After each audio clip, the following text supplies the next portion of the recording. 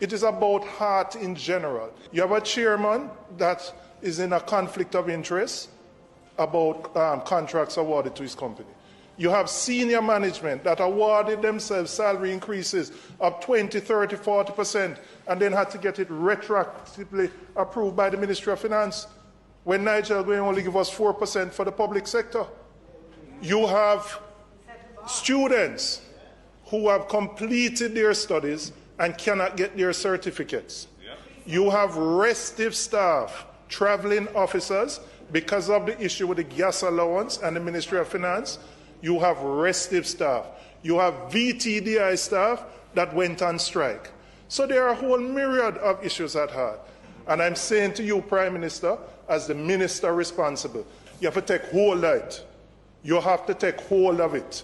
I want to ask the Prime Minister, being the minister with responsibility for the Heart NTA, does the Prime Minister, the minister with responsibility, has confidence in the chairman of the board of the Heart Trust NTA? I do have confidence in that person, who is the chairman of Heart. As minister, does the Prime Minister see the conflict of interest with the current sitting chairman of the board, and what actions will be taken? We have to be careful in how we in this body weaponize conflicts of interest and connected parties. If we weaponize these things where simple things can turn out into the demonization and destruction of people's character and integrity.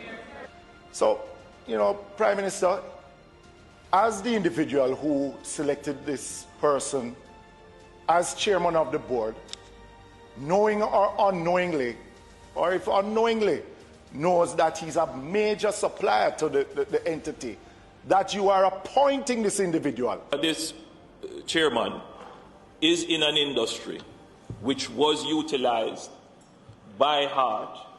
He owns a business that was utilized by Heart long before he became chairman. So if it is that individual, then why not appoint him to another board? But why appoint him as chairman of the same board of the entity that he's a major, not a minor supplier, a major supplier? And I'm not saying that Mr. Gabidon is not a worthwhile person of being on the board and chairing the board of Heart Trust NTA, but the notion of a conflict of a major supplier chairing the board, then what do you expect the public then to feel and see? In an environment where we have had instance after instance of nepotism, cronyism, and maladministration, I personally am not of the view that when somebody has a position of that level of responsibility, they can cure a conflict of interest merely by declaring it and recusing themselves. It is too easily manipulated. In the private sector, where shareholders may be willing to endorse a situation where there's a conflict if it's disclosed, because at the end of the day, it's their money that's at stake. That's one thing. In the public sector, where public resources are involved, taxpayers' money, scarce resources, where we have underfunded schools, underfunded health system, we have problems with garbage disposal and so many other things, to have persons assuming office and engaging in situations where their personal interests are being enriched by virtue of contracting and other commercial relations with the institutions which they have governance of. It is unacceptable.